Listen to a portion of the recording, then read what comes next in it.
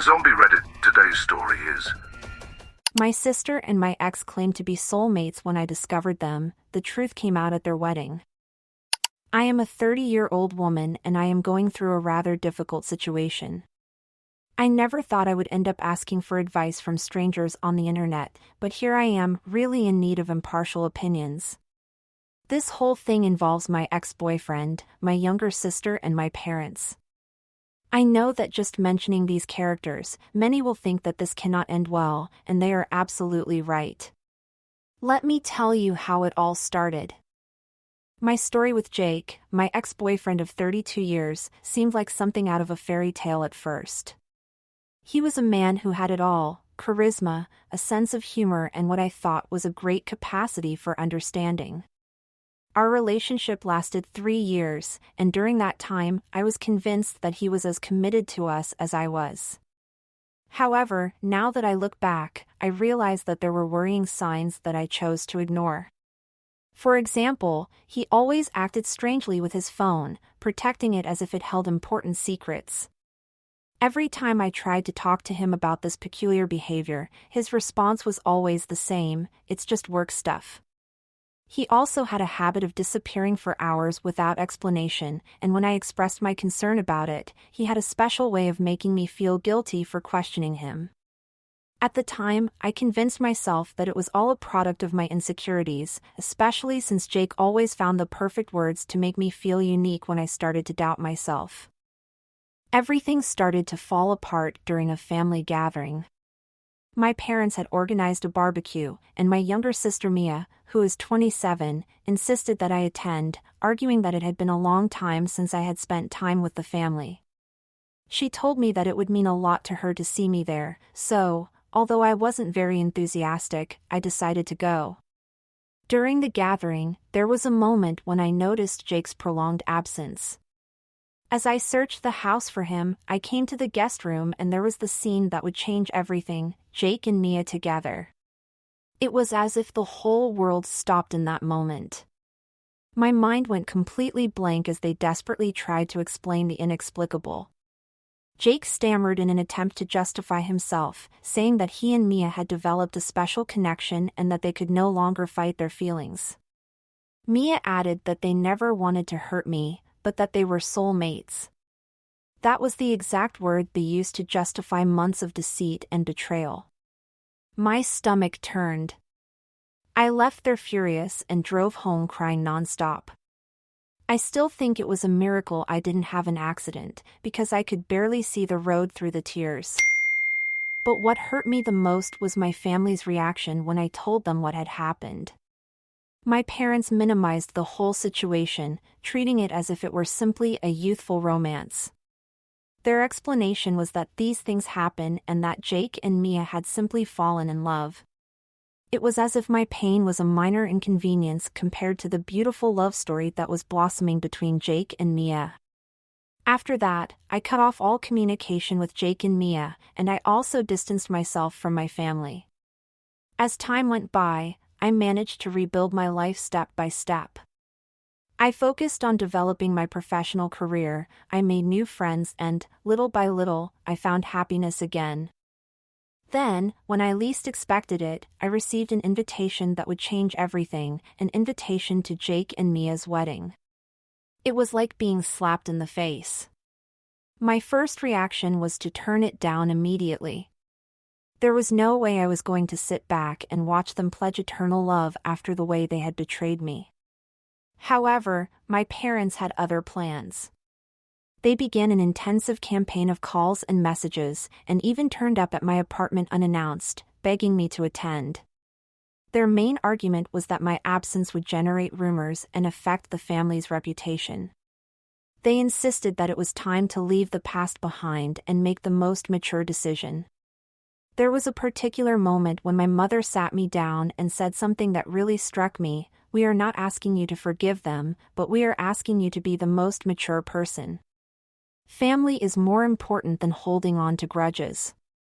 I must admit that her words affected me deeply.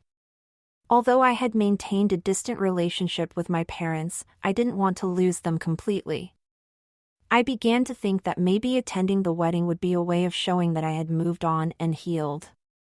I didn't see why I should give the impression of being bitter when I really wasn't. I thought I could keep my distance from the family without appearing weak. So I finally told my parents that I would attend the wedding. I thought that with that decision everything would be over, but then Mia started sending me an avalanche of text messages. Most of them were smug messages boasting about how she had won or how Jake had always preferred her. At first I decided to ignore them, but there was one particular group of messages that caught my attention.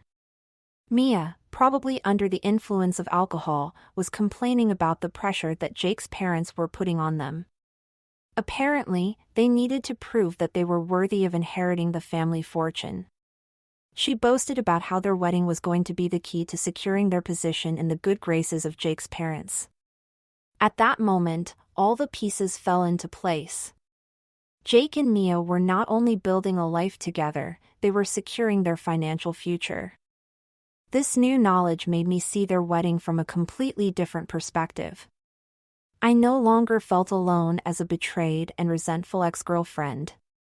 I realized that I had the power to expose their hypocrisy, although I didn't want to act out of simple revenge. What I was looking for was real closure, not revenge. On the day of the wedding, when I arrived at the venue, part of me wanted to turn around and leave. Even though the decorations were beautiful and everyone seemed to be overflowing with happiness, to me it all felt terribly fake. I sat down in my assigned seat and tried to keep a low profile, thinking that I could survive the day without incident, but then my parents approached me with a request that left me frozen. They wanted me to give a speech. They said it would mean a lot to Mia if I showed my support in front of all the guests. My first reaction was to refuse, as it seemed too humiliating. However, my mother wouldn't stop insisting and my father began to use that irritated tone of voice that always makes me give in. I knew perfectly well that they just wanted me to pretend in order to keep the family reputation intact. It hurt that they would ask me to do that knowing how humiliated I felt by the very couple they wanted me to praise. Once again, I ended up accepting out of pure obligation and guilt. As I stood at the podium, looking out at all the guests, I felt a mixture of anger and pain eating away at me. Just as I was about to give a generic, lifeless speech, I experienced a moment of absolute clarity. I began by talking about love and how it sometimes comes from unexpected places. I mentioned the fundamental importance of honesty and trust in any relationship. Then I turned the narrative towards my own experience. I shared with everyone present how I had been in a relationship with Jake, how I had firmly believed that he was my future and how that future was taken away from me by someone in whom I had placed all my trust. I described in detail the moment when I discovered the truth about Jake and Mia and the deep pain that betrayal caused me. But I didn't stop there. I explained that although his betrayal had broken my heart, it had also taught me valuable lessons about resilience and self-respect. I addressed Jake's parents directly, thanking them for their kindness during the time I had spent with their son. I expressed my gratitude for the support they had given me at the time and mentioned that I hoped they would learn the whole truth about the decisions Jake and Mia had made. Throughout my speech, I maintained a calm and controlled tone, without raising my voice or showing any signs of anger, allowing the truth to speak for itself. When I finished speaking, deathly silence filled the room. Jake's parents were visibly furious. They left almost immediately and I knew that my words had hit a nerve. The rest of the celebration descended into total chaos. Mia came up to me screaming hysterically about how I had ruined her special day. Jake tried to calm her down and take her away, but she just kept screaming uncontrollably. My parents were completely mortified, but I didn't care anymore. I had said what I needed to say and, for the first time in years, I felt like I had finally gotten some real closure. Some time later, I found out through a mutual acquaintance that Jake's parents were seriously considering disinheriting him after hearing my speech. Apparently, they said they couldn't support someone who had acted in such a disgraceful manner. The perfect future that Mia and Jake had planned seemed to have vanished in an instant. Naturally, They blame me for everything that happened. Mia's messages were quick to arrive, accusing me of having ruined her life. She called me selfish, petty, and vindictive, but I decided not to reply to any of her messages. I don't regret what I did. The truth needed to come out, and if that caused them problems, it was a consequence of their own actions. A week has passed since then, and Mia continues to bombard me with messages accusing me of being a horrible person. I must admit that her messages are starting to affect me, and I wonder if I really did wrong to expose the truth about their relationship during the wedding. Update 1. Hello everyone. I didn't expect my post to receive so much attention, but I want to thank everyone who helped me with their comments and perspectives on my situation. I feel I should better explain why I decided to go to the wedding when I could have completely avoided it and walked away from my family for even suggesting such a thing. When I made the decision to attend the wedding, I did it mainly to prove to my family that I wasn't the bitter and resentful person they imagined. I wanted to close that chapter of my life and, to be honest with myself, I also wanted to prove that I was stronger than the pain they had caused me. Although, if I'm completely honest, part of me also wanted to make a statement. I had been deeply humiliated, and I felt that nobody had really understood the magnitude of the pain I felt when Jake and Mia, two of the people I trusted the most, betrayed me. Looking back, I can recognize that my speech had a revenge component. It wasn't just about exposing the truth, I also wanted Jake and Mia to feel at least a little of the pain they had caused me. But I don't regret having done it. Throughout my suffering, nobody dared to defend me. Nobody had the courage to tell Jake and Mia that they were wrong. My family preferred to hide everything, and Jake's parents, despite having been kind to me during our relationship, never intervened to make their son take responsibility for his actions. So no, I don't regret what I said. For the first time, I was able to tell my side of the story.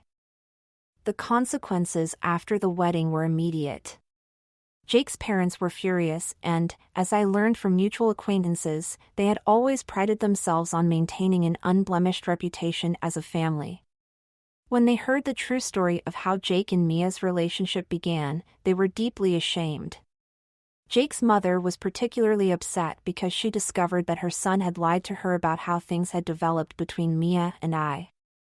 For them, it was unthinkable to leave their inheritance to someone who, from their perspective, completely lacked morals and integrity. It wasn't just about my speech, it was about Jake's consistent pattern of dishonesty and the shame he had brought to the family name. As a result, they decided to completely cut ties with Jake and Mia. Weeks later, I learned about the financial problems Jake and Mia were facing. A friend we have in common told me that, without the financial backing of Jake's parents, they were having serious difficulties maintaining the luxurious lifestyle they had planned. The wedding alone had been a huge expense, and they had counted on the inheritance to cover it. Now, without that financial safety net, they were desperate. Mia was especially devastated.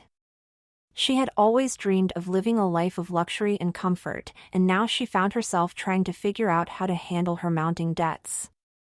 Then her messages started coming in. At first, they were angry and accusatory. She blamed me entirely for her situation, saying that I had destroyed her future and turned Jake's parents against her. She called me selfish and vindictive, accusing me of ruining her happiness out of pure resentment.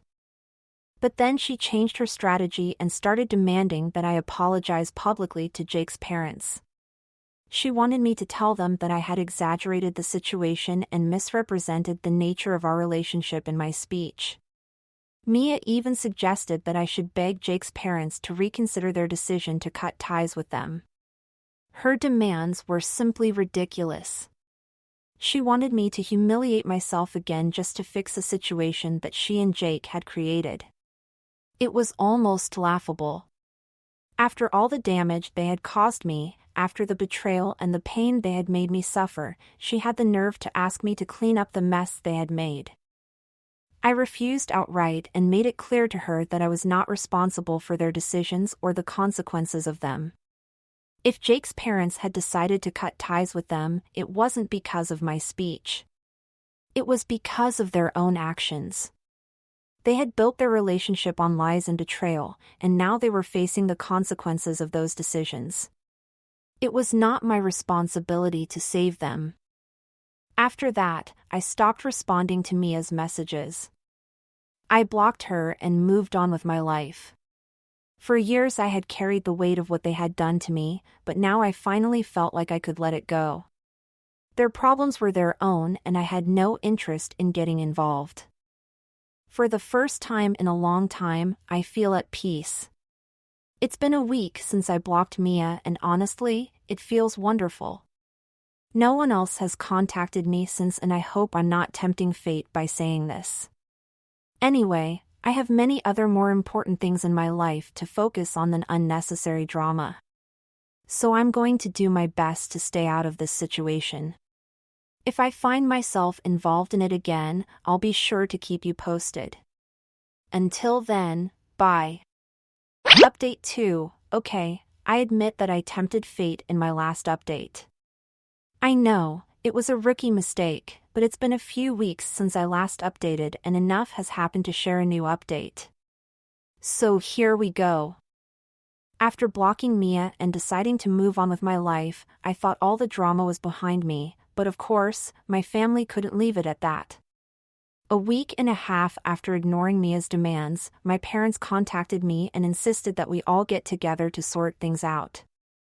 According to them, my speech had created an unnecessary division in the family. And, apparently, it was my responsibility to fix the situation.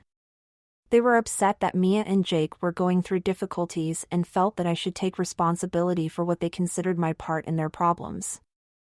The situation became so tense that I finally decided to clear things up once and for all by meeting with them. We agreed to meet at our usual cafe, and during the meeting, my parents portrayed me as a petty and vindictive person.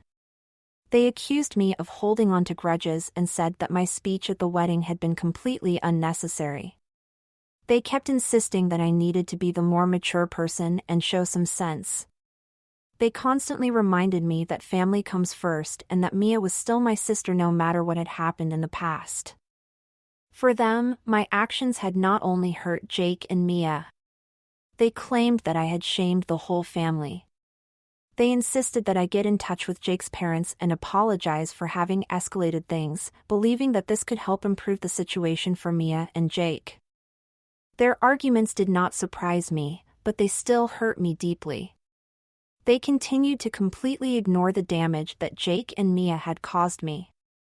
They acted as if I should just forget everything because time supposedly heals all wounds. They never acknowledged the deep pain I had suffered because of their betrayal. Instead, they only focused on how my actions had made things worse for Mia. Everything revolved around Mia's future, Mia's happiness, Mia's relationship. Once again, I felt that my feelings didn't matter at all. As nobody was willing to defend me or even consider my feelings, I knew I had to stand my ground, and that is exactly what I did. I stuck to my guns. I told them clearly that I was not going to apologize for telling the truth.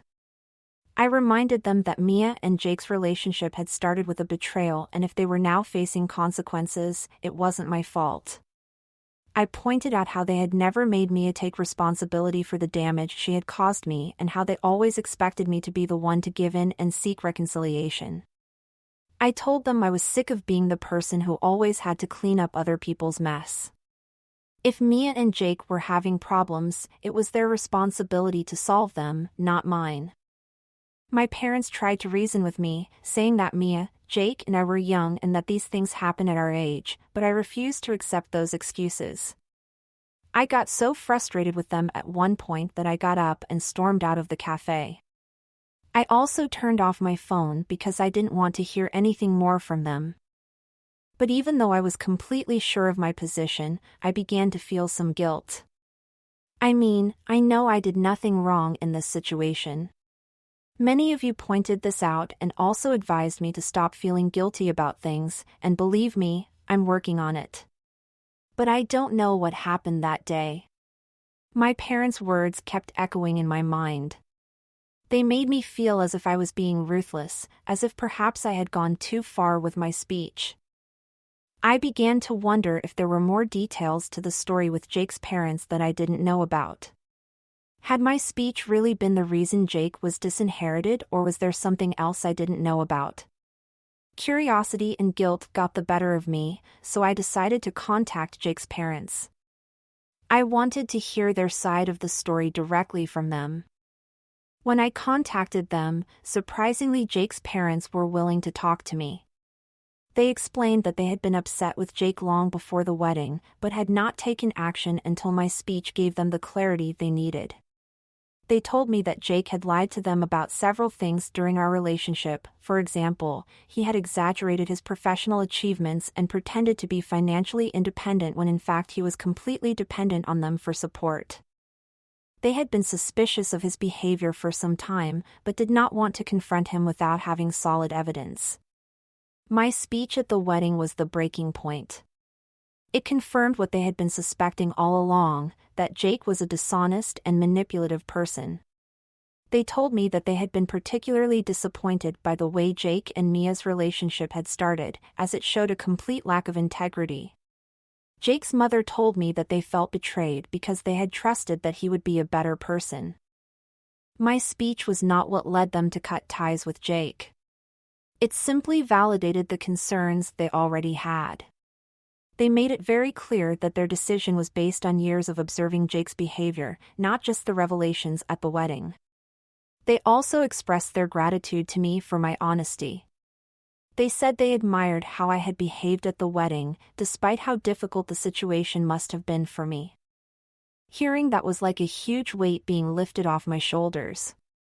For a long time, I had felt that no one understood how much Jake and Mia's betrayal had hurt me. Knowing that Jake's parents saw the truth and valued my perspective made me feel validated in a way that my own family never had. After that conversation, I felt much calmer. I realized that my speech was not the main cause of Jake and Mia's problems. Their difficulties were the result of their own decisions and actions, not mine. I have carried so much guilt over the years, but now I see that I did nothing wrong in standing up for myself. If anything, I gave Jake's parents the clarity they needed to make a decision they had been putting off for far too long. My family, of course, didn't see it that way. They continued to pressure me to reconcile with Mia, but I have stopped allowing their opinions to affect me. I have spent enough time feeling guilty for things that are not my responsibility. The situation with Jake and Mia is something they must resolve, and I have no intention of getting involved any further. For the first time, I am prioritizing myself. That's all I have to share in this update. I have also blocked my parents on all social networks, and I think I'm going to keep my distance from them until, well, I don't know. I don't want to think about that right now either. Right now, I'm just going to focus on myself and move on. If anything else happens, I'll be sure to come here and tell you about it. Thank you for all the advice and support. You have no idea how much it means to me. Update 3, once a cheater, always a cheater. This is a lesson I learned the hard way, and it's something I will never forget. It's been 4 months since I last wrote to you, and for 3 of those months everything was wonderfully quiet. Mia and my parents finally stopped trying to get in touch with me. They finally accepted that it wasn't going to be me who would fix the mess Mia and Jake had created in their lives. For the first time in what seemed like an eternity, I felt at peace. I was no longer consumed by guilt or anger, and I could finally focus on myself and my own happiness. But, as often happens, the peace didn't last forever. Earlier this month, I received a text message from a number I didn't recognize. It didn't take me long to realize it was Mia. She got straight to the point and informed me that she had called off her marriage to Jake. She told me she couldn't continue with the relationship anymore and that she felt I deserved to know. I didn't reply. I had already made it very clear that I didn't want her in my life and I had no intention of reopening that door, but Mia wasn't finished. Over the next few days, she sent me a flood of messages in which she gradually revealed what had led her to break up with Jake. According to Mia, the financial problems they faced after Jake was disinherited had a huge impact on their marriage. Jake, who had always depended on his parents' money, couldn't handle the pressure of living on a limited budget. Instead of working to solve his problems, he resorted to infidelity, and not just with one woman. Mia discovered that Jake had cheated on her with several women, including 2 of her bridesmaids.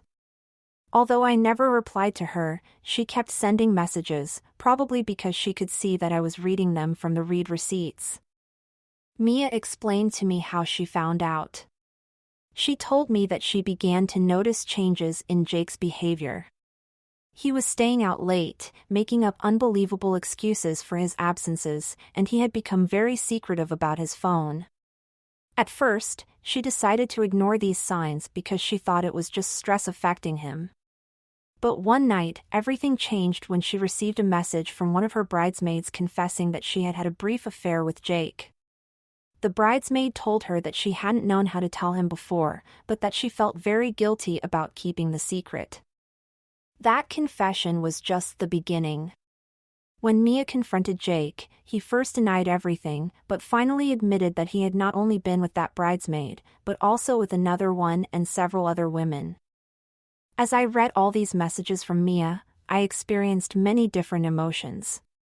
Part of me felt vindicated. Jake had finally shown Mia his true colors, and she was experiencing the same betrayal that I had suffered years ago. It felt like karma had come full circle. But at the same time, I couldn't help feeling a little sorry for her. I knew full well how devastating it is to be deceived, how horrible it feels when the person you trust the most completely shatters your world. However, that compassion didn't last long. Yes, Mia had been betrayed by Jake, but she had betrayed me first. She made her own choices, and now she was facing the consequences. Mia didn't just tell me what had happened. She also started asking me for advice. She wondered how I had managed to move on after Jake cheated on me, because she didn't know how to handle betrayal. She was trying to create a connection with me by saying that we had both been hurt by the same man and that we should support each other. But what caught my attention the most was what Mia didn't say. In none of her messages did she apologize for what she had done to me. Not once did she acknowledge the pain she caused me when she cheated on me with Jake. Instead, she acted as if we were in the same situation, as if her current suffering somehow erased everything that had happened. I didn't reply to any of her messages. I had already devoted more time and energy to her than she deserved. After several days of constant messages, I blocked her again. This time I didn't feel any guilt. In fact, I felt relieved. Relieved of never having to deal with her again. And relieved that karma had finally done its job. Jake had shown Mia exactly who she was, and she had no one to blame but herself for ignoring all the warning signs. As far as I'm concerned, she's reaping what she sowed. Looking back, I don't regret how I handled the situation at the wedding or in the months that followed. Telling the truth wasn't an act of meanness, it was a necessity. Jake and Mia's relationship was built on lies and betrayal. It was only a matter of time before it all fell apart. I have spent too much of my life trying to please people who don't deserve my kindness. And I'm done with that. For the first time in years, I'm focusing on myself and my happiness, and it feels amazing. I've learned that sometimes the best thing you can do is take a step back and let karma do its work. So that's it from me. I'm finally going to move on and put all this in the past. It's sad that I've lost my family in the process, but I've been thinking and I think it's time to seek professional help.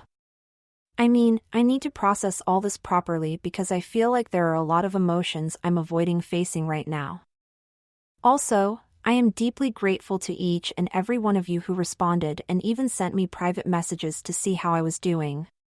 You were the best and, honestly, you made this whole experience much more bearable. Well, that's it. Bye.